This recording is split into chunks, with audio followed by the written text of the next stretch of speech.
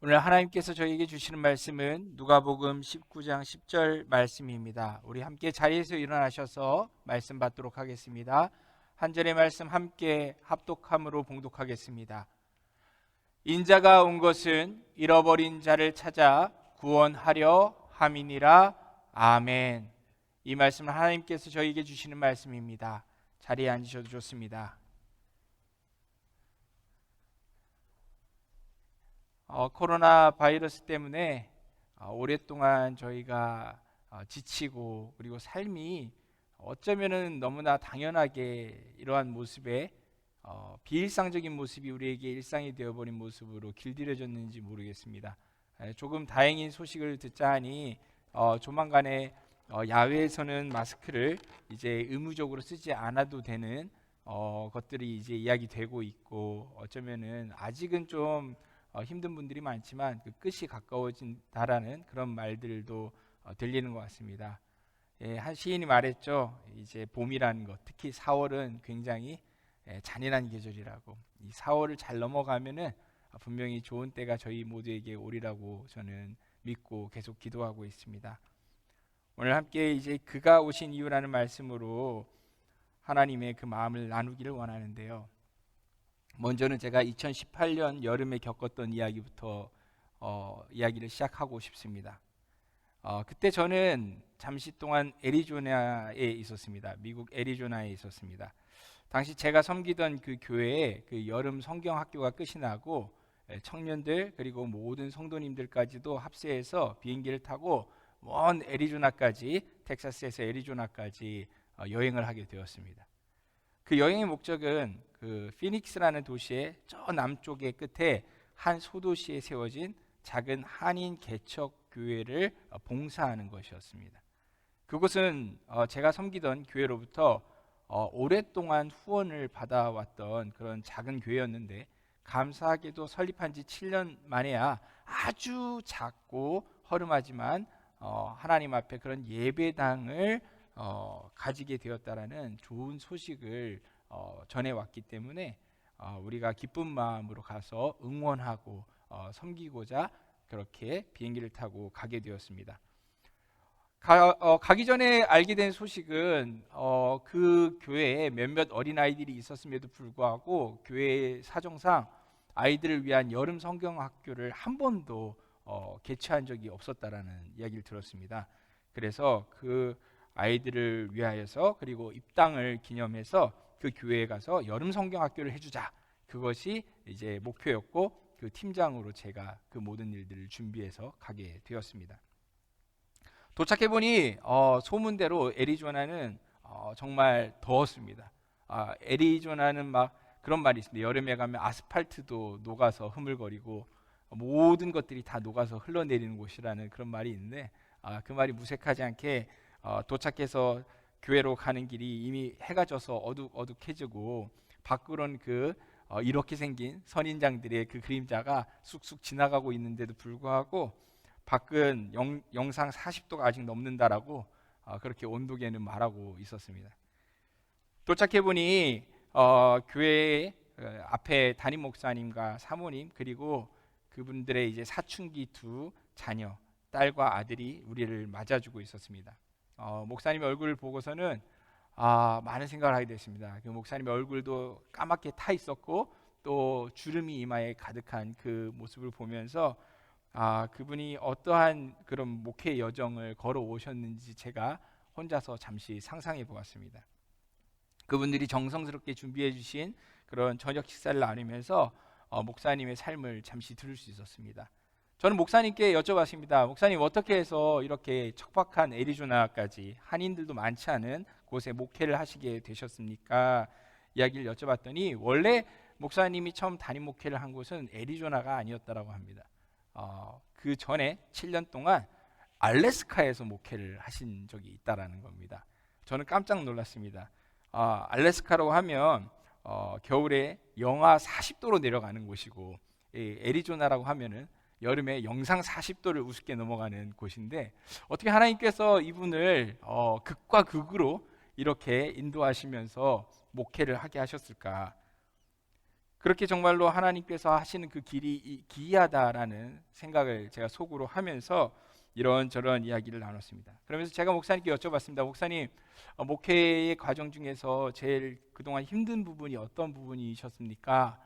여쭤봤더니 목사님이 저는 경제적인 어떤 어려움이라든지 아니면은 인간적인 어떤 고독함이라든지 이런 것들을 이야기하실 줄 알았는데 그분의 대답은 좀 뜻밖의 것이었습니다. 그분이 말씀하시는 목회의 가장 큰 숙제는 자녀들의 신앙이라고 저에게 말씀을 하셨습니다.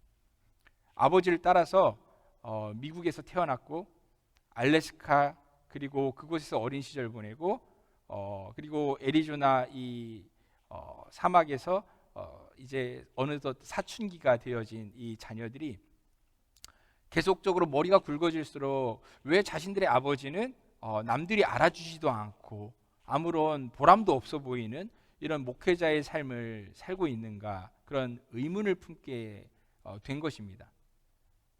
왜 아버지가 남들이 그렇게 안 가려고 하는 얼음 땅에 가서 고작 몇 사람 모이는 교회의 담임 목사가 되어야 했는지, 그리고 왜 이제는 다른 사람들이 다 기피하는 이런 광야 같은 땅에 와서 손수 맨날 그렇게 망치 들고 삽 들고 여기저기 그렇게 보수하고 고쳐야 되는 개척교회 목사로 살아가고 있는지, 그 아버지에 대해서 실망이 쌓여가는 만큼 아버지가 섬기는 하나님에 대해서도 실망이 커져가고, 또 그 아버지의 그 예배당의 그 교회의 그 빈자리를 어떻게든 인간적으로는 채워주려고 자리에 앉아는 있지만 예배가 끝나면 늘 제일 빨리 문을 열고 나가버리는 것이 그 사춘기 아이들의 모습이 되었던 것입니다.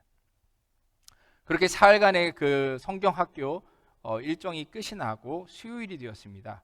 목사님께서 저에게 3일 밤 예배 가운데 설교를 부탁해 오셨기 때문에 제가 강단에 오르게 되었습니다.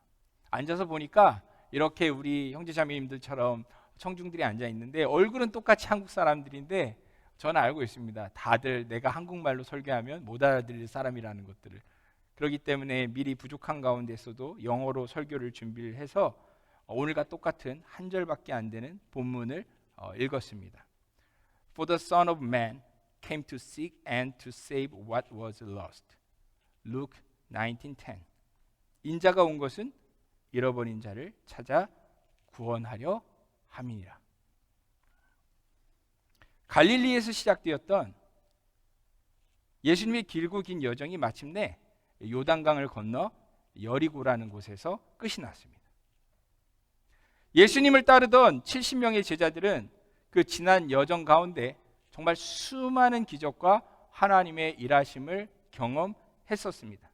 그렇기 때문에 예루살렘을 향하고 있는 이 유월절 순례의 여정이 분명히 영광스럽게 끝날 것이라고 그들은 믿었을 것입니다.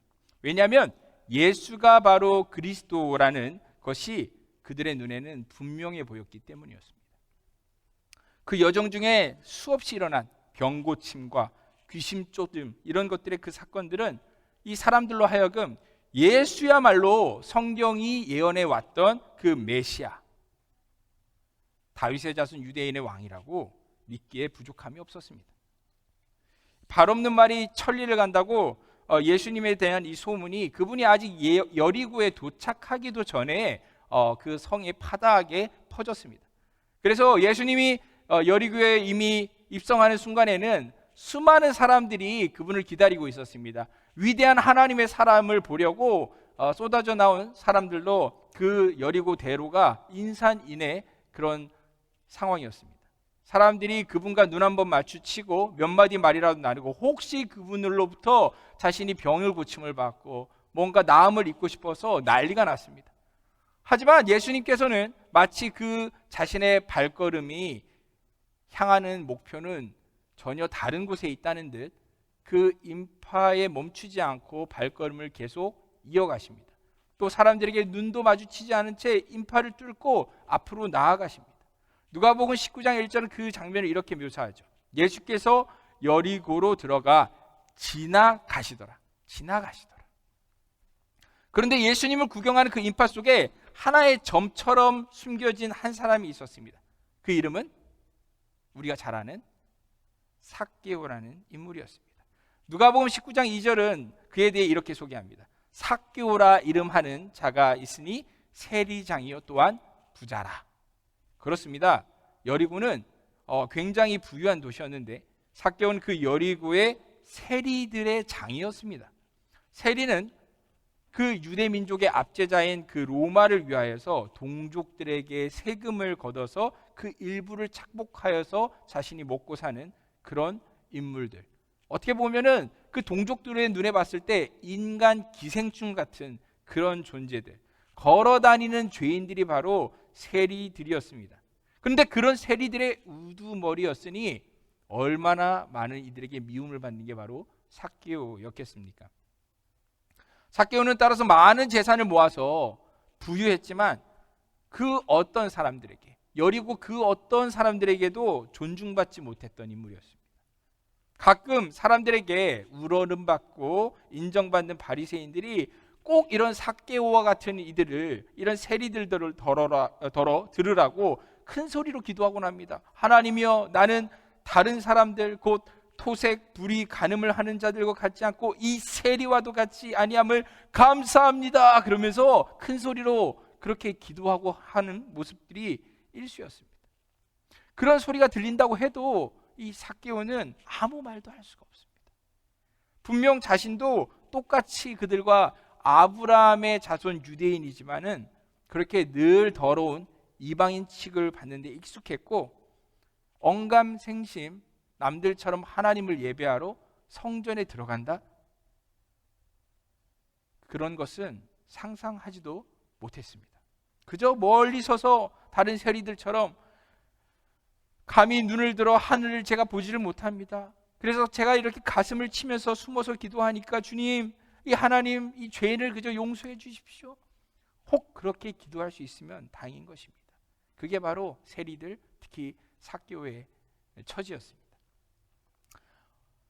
먹고 살려 하다 보니 어느새 세리가 되어서 동족들에게 이렇게 불결한 취급을 당하고 살지언정, 그런데 소원이 한 가지, 삭개오에게도 소원이 한 가지 있었던 것 같습니다. 자신도 어떻게든 하나님의 백성으로 살고 싶다는, 하나님께 그 죄를 용서받고 구원받은 이스라엘의 백성으로 살아보고 싶다라는 그런 꿈이 있었던 것 같습니다.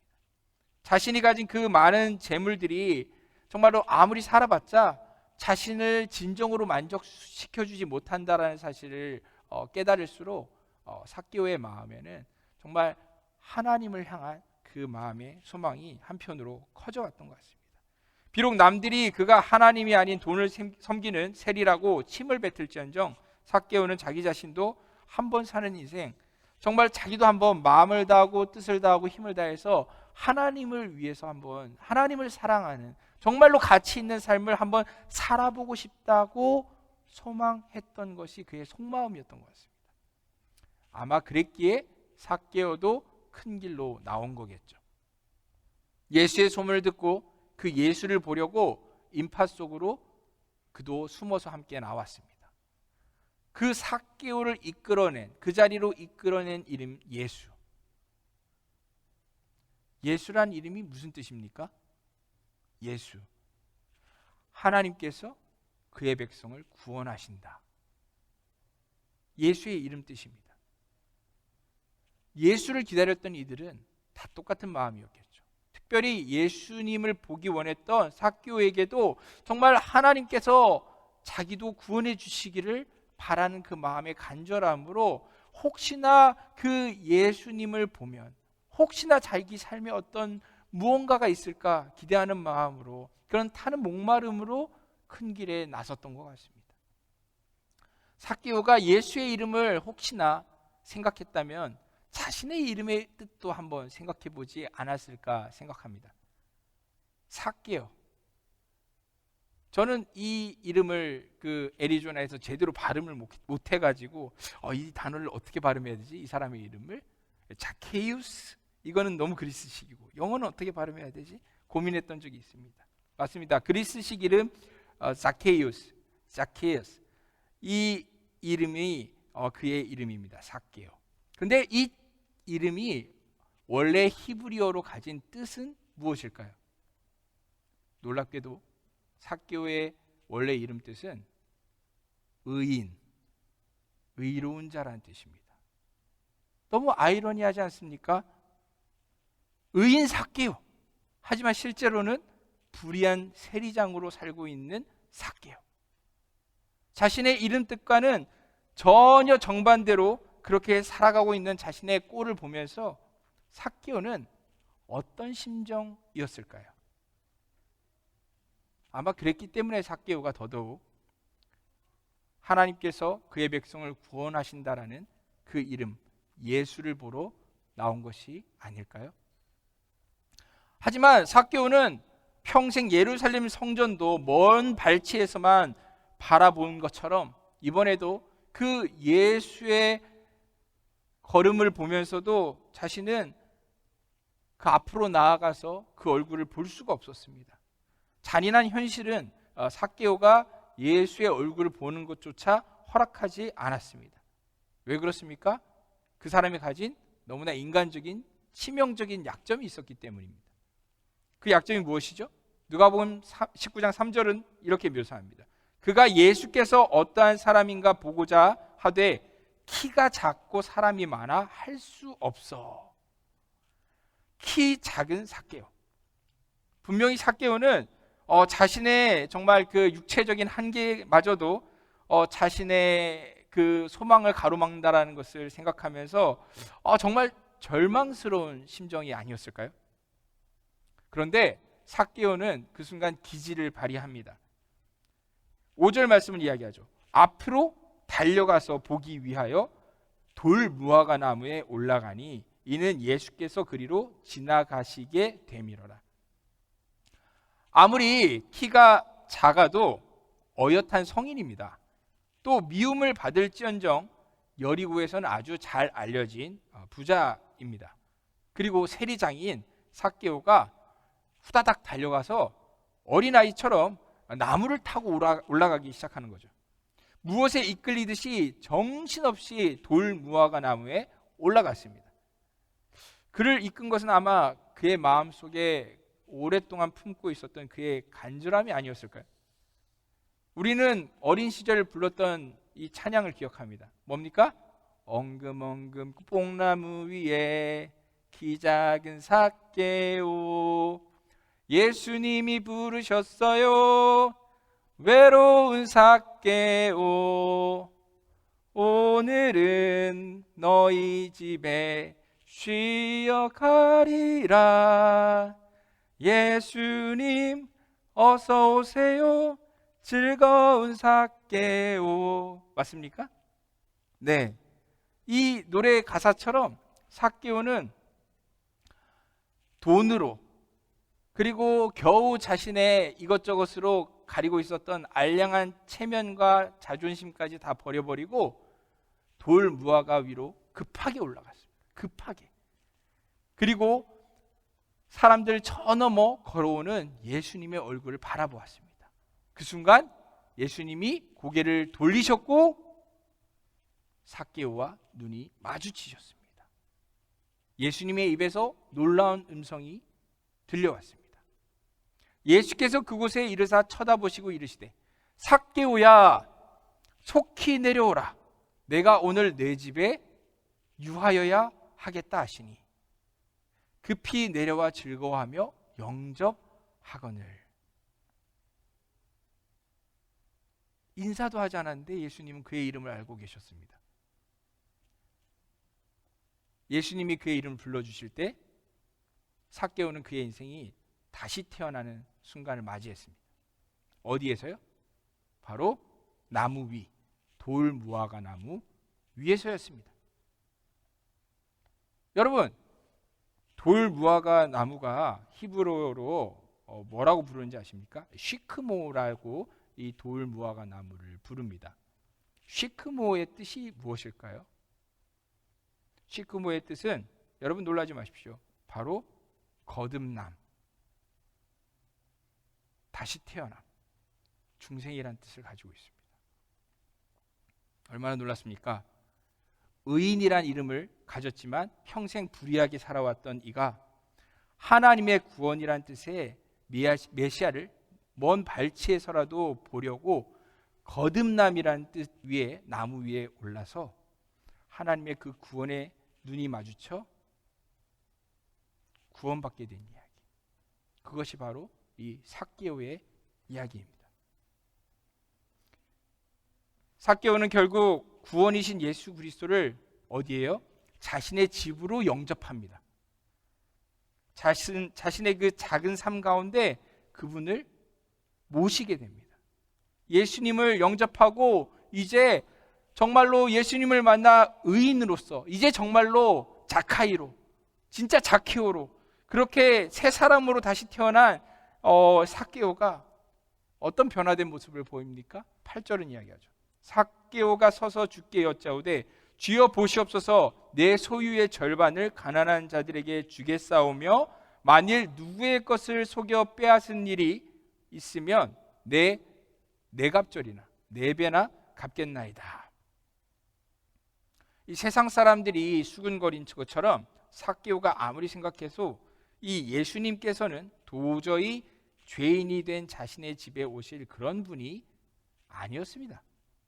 정직하게 말하자면은 하나님보다 이 돈을 더 사랑하며 살아왔던 자신의 이 죄악된 삶 가운데 하나님의 그 구원이라는 이름이 찾아온다는 것 자체가 말이 안 되는 일이었죠. 그런데 어떻습니까? 그런 상상하지도 못했던 하나님의 은혜가 자신의 작은 삶에 찾아온 것입니다. 예상치 못했던 그 하나님의 사랑을 입어서 이젠 자신이 분명 죄인인데도 의인이라고 부름받게 되었고 하나님을 감히 사랑할 수 있게 되었습니다. 그렇게 하나님을 사랑하게 되니까 자기 마음 가운데 원수 같던, 자신을 그렇게 비난하고 욕하던 그 원수 같던 이웃들을 자기 몸같이 사랑하고 싶은 마음이 샘솟았습니다. 자기도 하나님의 사람답게 하나님의 사랑을 실천하고 싶다는 마음이 솟구치니 하나님께, 예수님께 자신이 어떻게 나누는 삶을 살 것인지, 섬기는 삶을 살 것인지를 약속합니다. 이것은 정말 자기 자신이 생각해도 새 사람이 되지 않고서는 도저히 불가능한 변화였습니다. 그렇게 구원받아서 진정으로 의인이 된 삭개오에게 예수님께서는 이렇게 말씀하십니다. 오늘 구원이 이 집에 이르렀으니 이 사람도 아브라함의 자손이미로다. 인자가 온 것은 잃어버린 자를 찾아 구원하려 함이니라. 아멘. 그렇습니다. 그렇게 하나님이 잃어버렸던 의인을 되찾은 이야기, 죄인이 예수를 만나 거듭나서 구원받은 그 이야기, 그것이 바로 오늘 이 삭개오 이야기인 것입니다.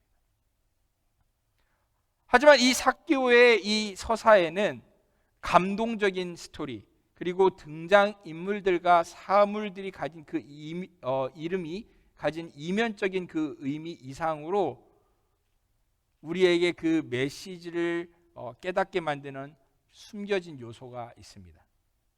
그것은 바로 이 누가복음 속에서 이 삭개오의 서사가 가진 구조라는 측면입니다. 우리는 삭개오의 이야기가 속한 누가복음의 전체 구조 속에서 이 이야기가 놓여 있는 것을 보면서 이 이야기의 진정한 의미를 다시 한번 깨달아 볼 수 있습니다. 여러분들이 알다시피 누가복음은 총 24장으로 이루어져 있습니다. 그렇다면 이 누가복음에서 가장 중요한 사건은 무엇일까요? 이 삭개오의 사건이라고 너무 성급하게 대답하지 마시고요.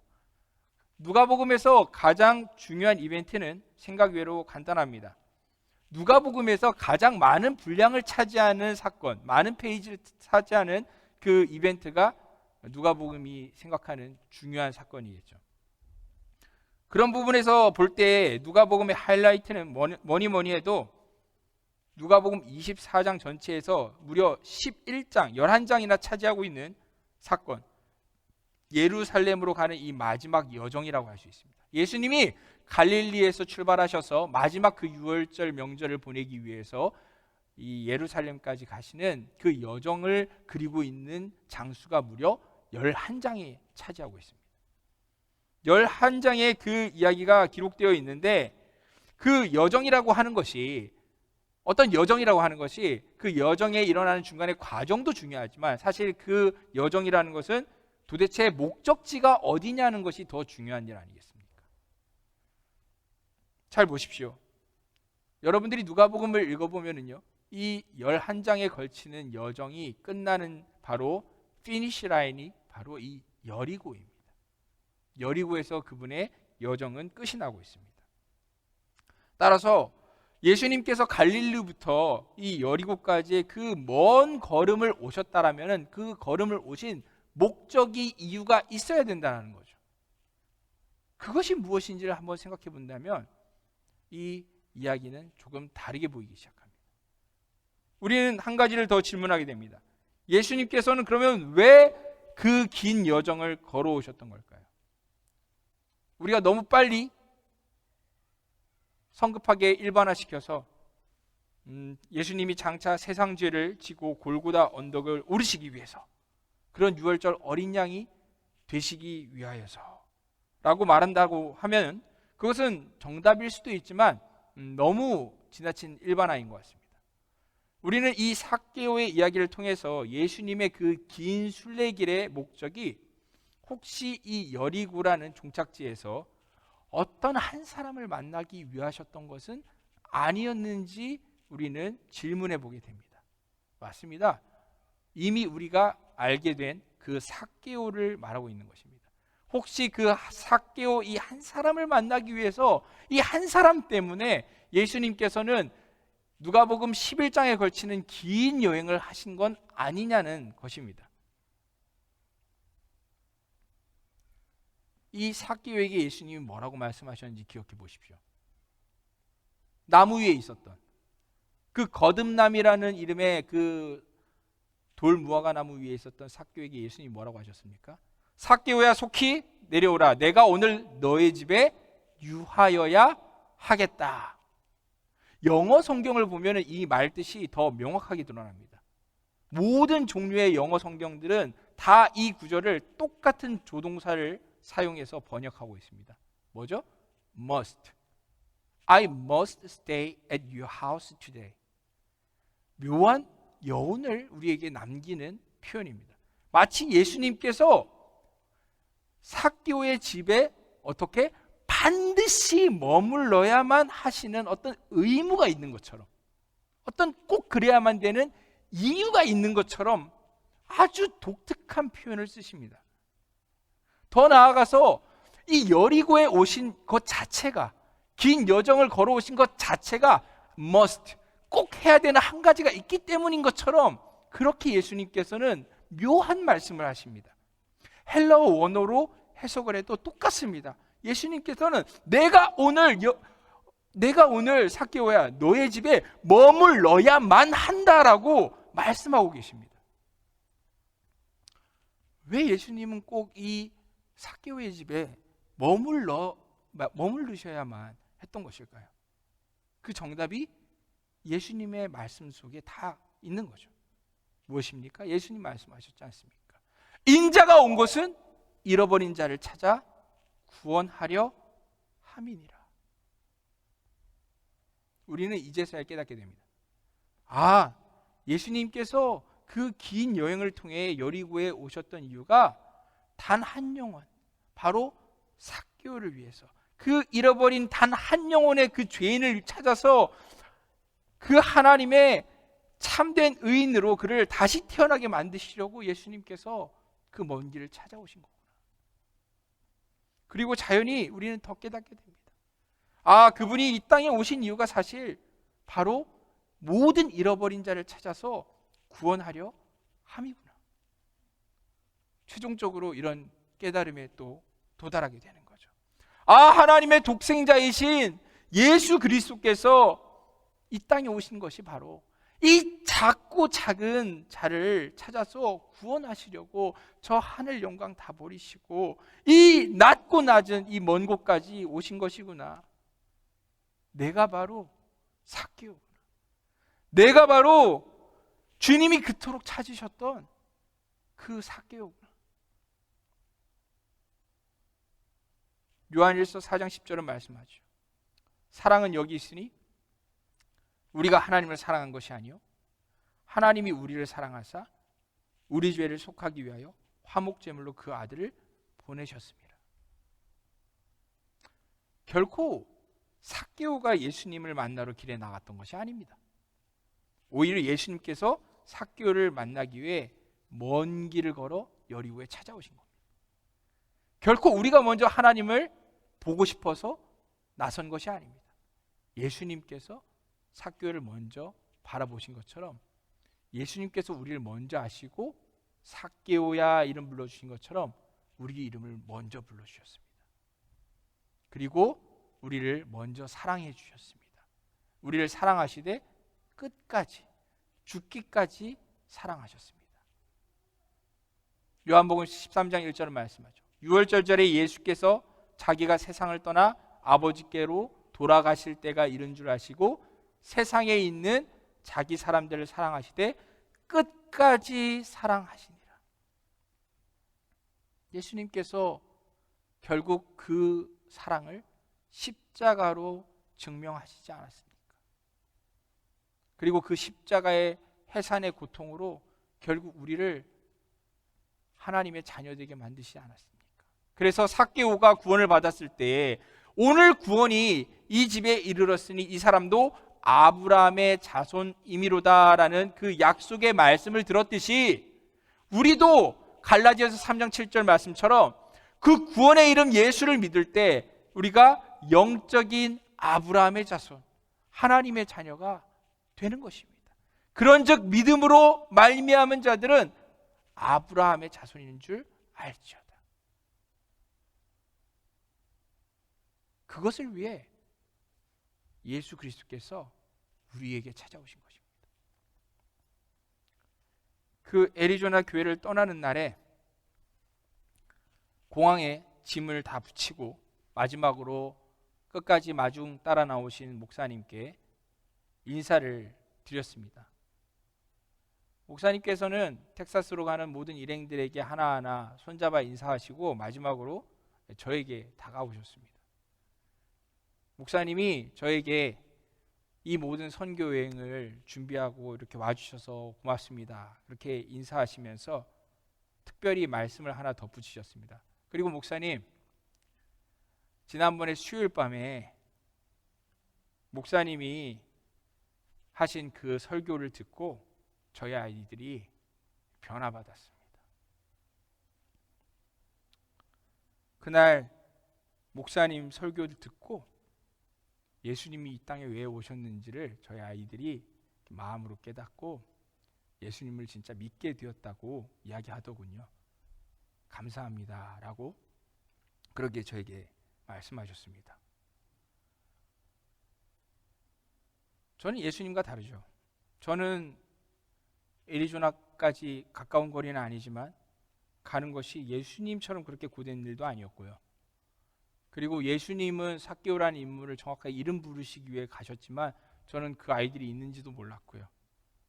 예수님은 마땅히 준비된 말씀이 있으셨겠지만 저는 영어도 올바로 잘 못하는 떠듬떠듬하는 그런 영어 원고 설교로 원고문을 읽었을 뿐인데 그 아이들이 왜 예수님이 그 먼 길을 걸어 여리고에 오셨는지를 그리고 왜 이 낮은 땅까지 내려오셨는지를 그 사실을 깨달은 그 은혜를 받은 자신들의 아버지가 왜 그렇게 몇 사람밖에 없는 그 추운 알래스카까지 그리고 몇 사람밖에 없는 그 더운 애리조나까지 왜 그렇게 예수의 이름을 위해서 섬기고 있는지를 그 이유를 그제서야 깨닫게 되었다라는 것이죠. 저에게 감사한다고 손잡아 주시는데 제가 뭐라고 할 말이 없어서 입을 다물 수밖에 없었습니다. 돌아오는 내내 제 마음은 무언가 젖은 입 밖에 내지 못한 말로 계속 그 말이 제 마음속을 맴돌 뿐이었습니다. 이제야 깨닫게 됩니다. 의로운 삶을 살도록 하나님께서 우리를 지으셨지만 우리는 다 죄인으로 살고 있죠. 그 중에서도 찾으셨던 죄인이 바로 저라는 사실을 저는 그 사건을 통해서 더욱 깨닫게 되었습니다. 저는 한때 제가 주님을 믿은 줄 알았는데 실상 주님께서 저를 찾아오셨다라는 것을 더욱 깨닫게 되었고, 제가 새 사람 되기를 바라고 그렇게 저의 열심으로 나무에 오르는 듯이 하나님께 나아갔다고 생각했지만, 하지만 그 나무에 거듭남의 나무에 오르게 하신 것조차도 하나님의 놀라운 섭리와 계획이었다라는 것을 깨닫게 되었습니다. 제가 주님을 제 삶에 영접한 줄로 생각했던 때도 있었는데 그게 아니라 주님께서 제 삶에 오늘 너의 집에 유하겠다, 너의 삶 가운데 내가 들어가겠다라고 예수님이 저에게 먼저 말씀해 주셨다는 사실도 그제서야 깨닫게 되었습니다. 그렇습니다. 예수님께서 그토록 찾아오셨던 그 잃어버렸던 자가 바로 저였습니다. 바로 우리들이었습니다. 저 또한 이제 주님께서 이 작고 작은 자를 위해서 찾아오셨다라는 것을 깨닫게 되었기 때문에 그저 제가 주님을 위해서 조금이나마 주님의 마음으로, 그 사랑으로 살기를 소망할 뿐입니다. 주님이 오신 이유가 이제 깨달아졌기 때문에 저에게도 이유가 생긴 거죠. 그걸 깨달은 우리 모두에게는 이유가 생기는 것입니다. 무엇입니까? 주님만이 우리가 살아가는 이제 우리의 삶의 이유가 되는 것입니다. 우리 함께 이 시간 찬양하면서 우리의 마음을 하나님께 기도로 올려드리기를 원합니다. 예수님께서는 그 긴 걸음을, 먼 걸음을 걸어서 삭개오에게 찾아오셨지만 우리에게도 찾아오셨고요, 찾아오신 이유는 우리를 죽기까지 사랑하시기 위해서, 그리고 그 사랑으로 우리가 정말 우리가 이 죄인들이 삭개오 되기를, 의인 되기를 원하시는 것. 그래서 잃어버린 그 영혼들을, 이 죄인들을 찾아서 구원하는 것이 주님이 오신 놀라운 계획이셨다는 겁니다. 오늘 이 시간 우리 함께 찬양했으면 좋겠습니다.